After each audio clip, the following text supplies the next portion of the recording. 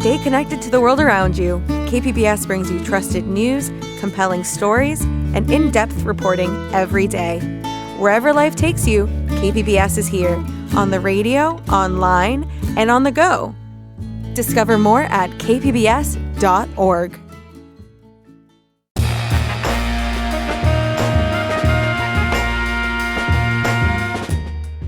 Welcome in, San Diego. It's Jade Hindman. On today's show, how higher education is meeting the needs of Black students right here in San Diego. This is KPBS Midday Edition, connecting our communities through conversation.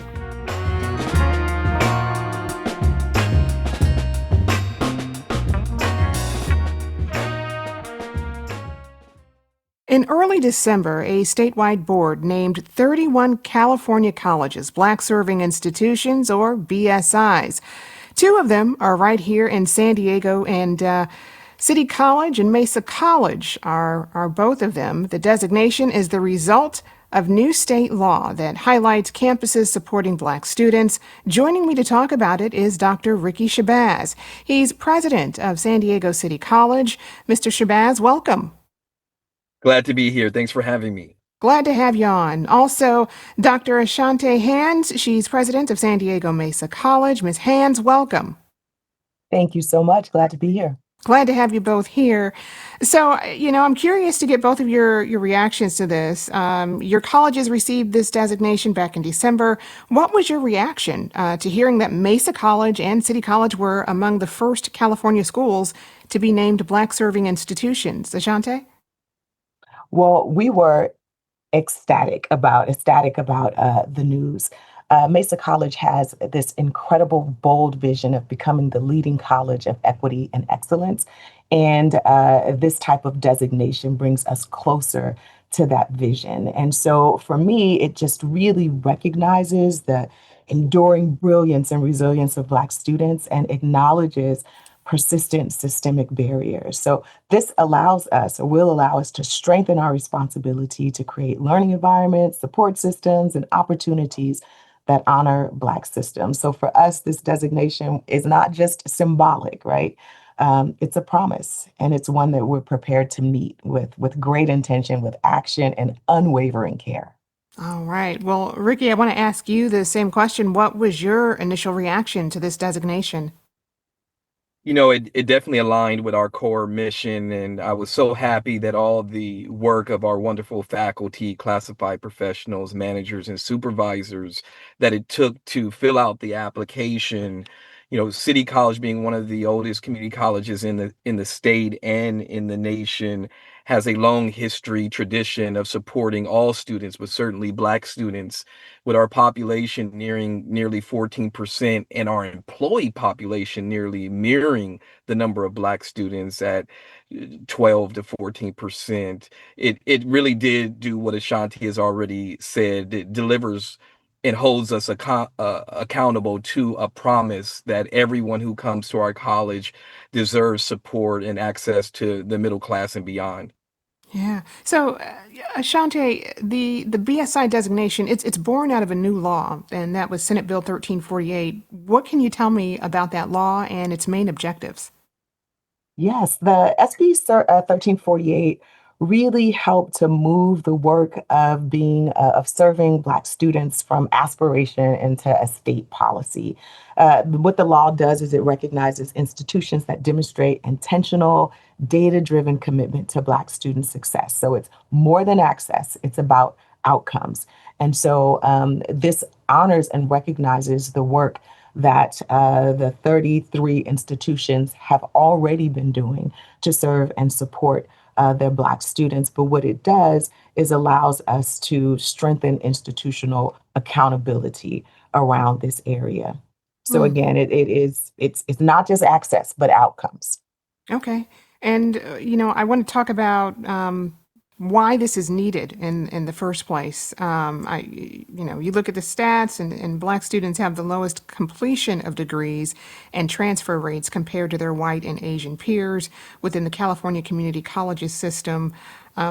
Ricky, can you talk about what's behind that? What are some of the barriers here?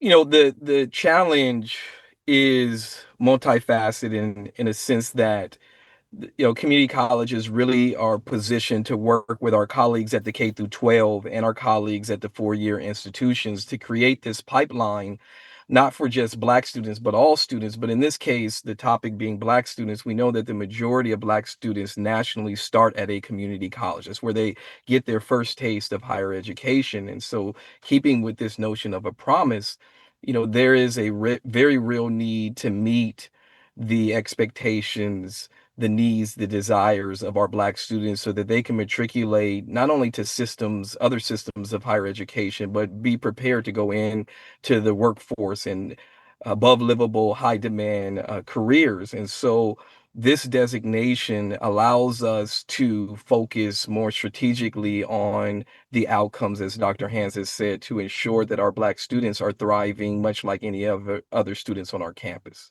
Right. So, Can I add to Ashanti, that? oh, Oh, absolutely. yeah, because you started off and you were sharing some of the data, statistics on Black academic success, and from that, I think what you can tell is that the challenge facing our Black students is not a lack of talent Mhm. or aspiration or ability. It really is about unequal opportunity that has been shaped through systems and structures. So from under-resourced schools, racialized wealth gaps to higher education systems that aren't originally designed for Black students or with Black students in mind. And so this is important because it addresses those barriers that show up in persistence for students who have experienced all kinds of negative impact or structures. They show up here, and when they show up and our efforts aren't intentional and we aren't truly seeing our students, then those barriers show up in persistence or time to degree or completion or transfer. And so, what's real important about defining this problem and thinking about what it will mean in terms of moving forward, it is so important that what you will continue to hear from Dr. Shabazz and myself is that this is not about fixing our students because they are talented, they are capable. It really is about redesigning institutions, right? Our Mhm. colleges to expand opportunity so that a lot of the barriers are removed. Yeah. Well, can you talk a bit about what the experience is like at what it's like at an SBI or BSI? Oh, I'm sorry. I was like, uh-oh. Well, we Uh, we we we just received this designation, so I can tell you what it has been for our students. And Dr. Shabazz mentioned the numbers, and I just wanted to share that at Mesa College, about 7% of our students, or just a little over 2,100 student learners, identify as Black, and for us, that very closely mirrors the population or the community that we serve. So we are excited about that, but we also always know that it needs to increase. At Mesa College, I would love to believe that the experience of our Black students is one that is defined by a sense of community. And you'll hear Dr. Shabazz talk about belonging as that is, their theme. We have several spaces, we have several programs, we have several just a variety of different professional development opportunities that focus on our Black students. So if they're looking for space, we have a Black student union. We have Umoja and Amen chapters, which are cohorts that really focus on academic support, cohort learning.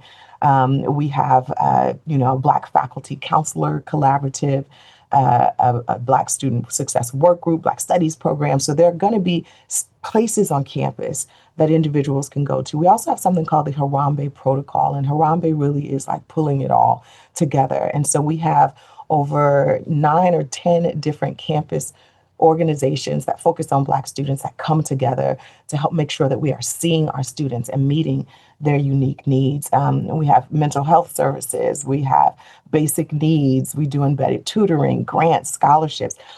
We have spaces on campus like our Unity Village, which houses our Umoja program and really provides space for students to be seen, supported as they thrive. So students who engage and participate, there are so many places for our students to kind of be, belong, and become, which is like our thing for our district.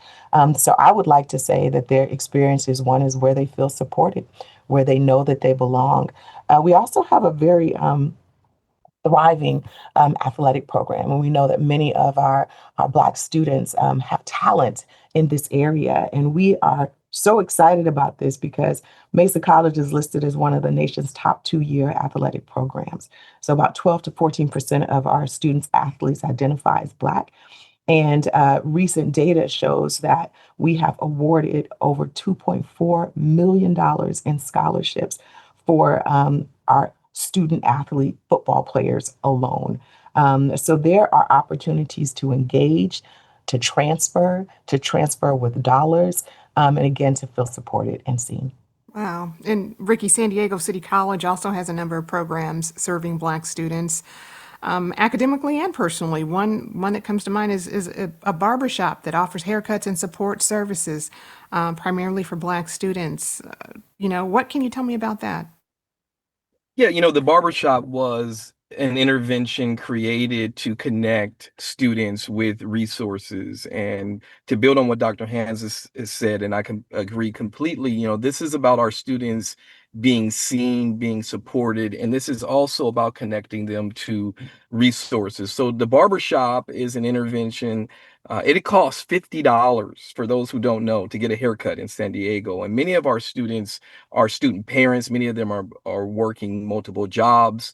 Nearly 40% of our students say they're dealing with some level of homelessness, and that ranges from sleeping on couches to sleeping in cars to absolutely being homeless. And so we wanted to have a space where students who were looking for a job and maybe needed a haircut, students who wanted to access mental health, you heard Dr. Hans speak about that, that's very big, could go and get supported in ways that the barbershop supports our communities. And so many of our students, they may not go to mental health counseling, they may not go to advising, but if they go to get a haircut, we got them in that seat for 45 minutes. And so we bring those resources to them instead of students having to have their first interaction with a counselor or an advisor or job placement in these offices that can sometimes be intimidated if you're a new student or if you are struggling academically. And so the barbershop becomes a hub where those resources come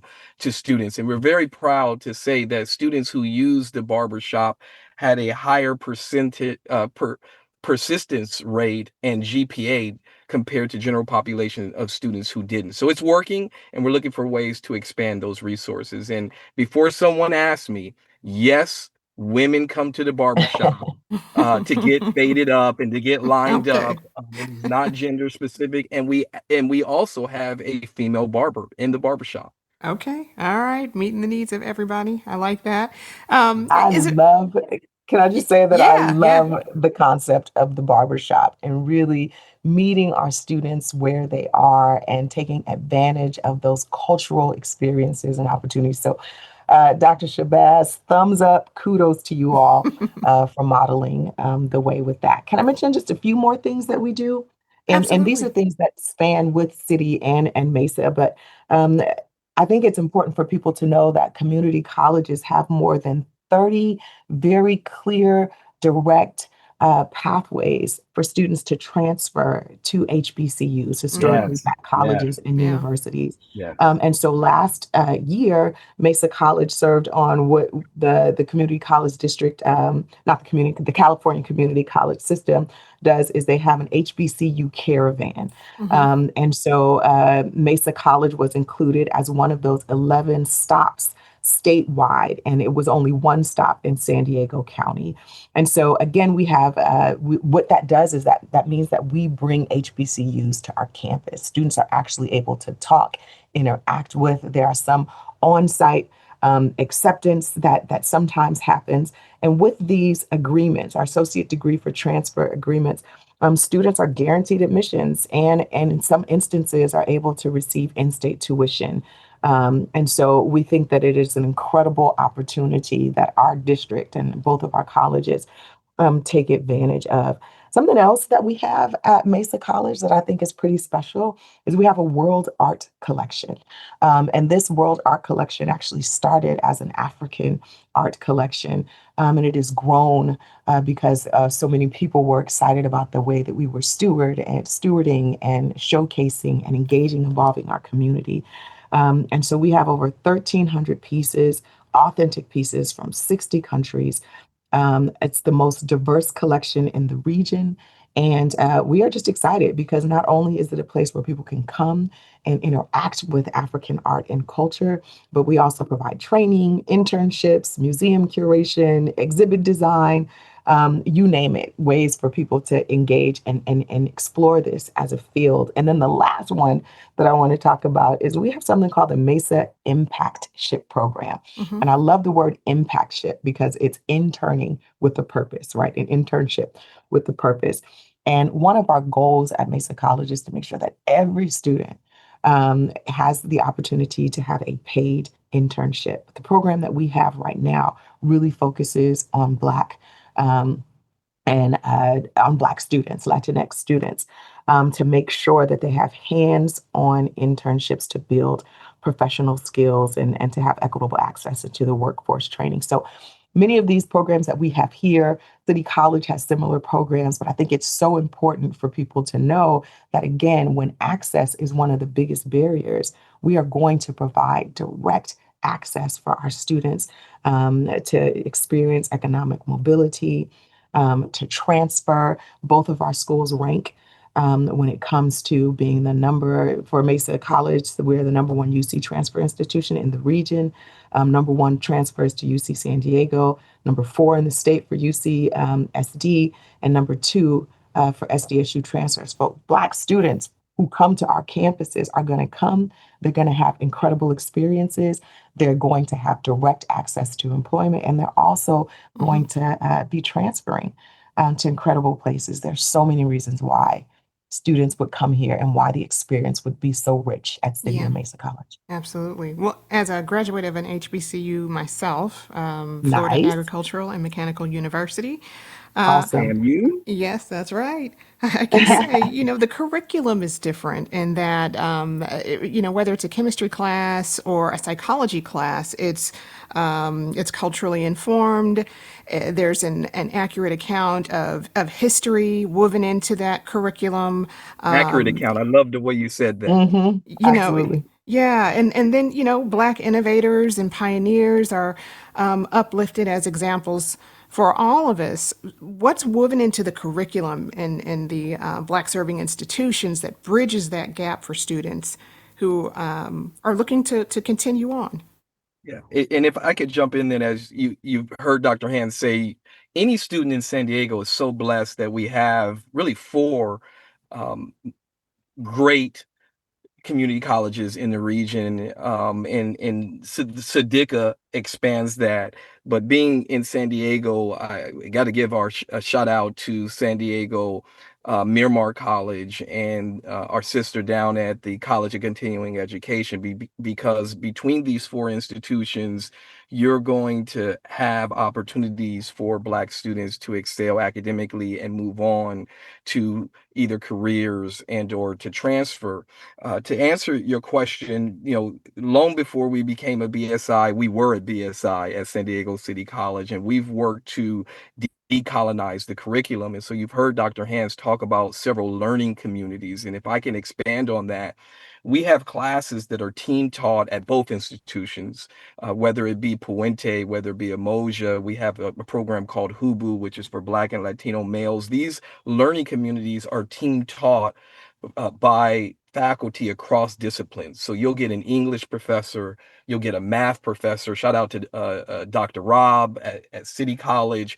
You'll get, I mentioned English, you'll get a counselor teaching a personal growth course. And these students take these courses with these professors who have culturally relevant instruction. And so they're learning from people who come from similar backgrounds. And if I could say one thing I love about San Diego City College, we have a number of faculty who are alumni of San Diego City College from every background. So these students are seeing folks who benefited from this promise by coming to a community college, transferring, getting their bachelor's, their master's, their doctorate. And now these folks come back to City College and teach culturally relevant pedagogy so that these students see themselves in the curriculum in a very similar way that you talked about FAMU. Okay, right. We have to leave it there because we're running out of time. But congratulations to both of you on being designated a Black serving institution. That is wonderful. I've been Thank you. speaking with Dr. Ricky Shabazz, president of San Diego City College. Mr. Shabazz, thank you so much. Thanks for having me. And also Dr. Ashante Hands, president of San Diego Mesa College. Thank you as well. Thank you.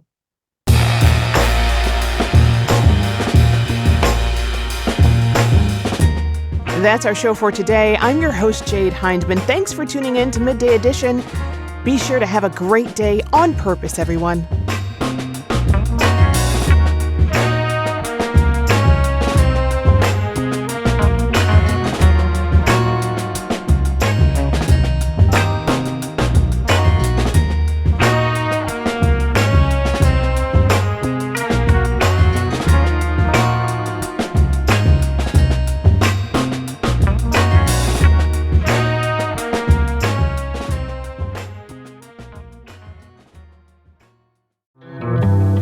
From El Centro to everywhere, we're Voices del Valle. Voices del Valle? Voices del Valle is a team-produced podcast about coming of age in California's Imperial Valley. I love Voices del Valle. On the next episode of Voices del Valle, we will talk with teens about their cheer and soccer championship seasons. I've got to listen to that. Voices del Valle, fresh voices, bold stories made in the valley. Voices del Valle. Find us on KPBS or wherever you get your podcasts.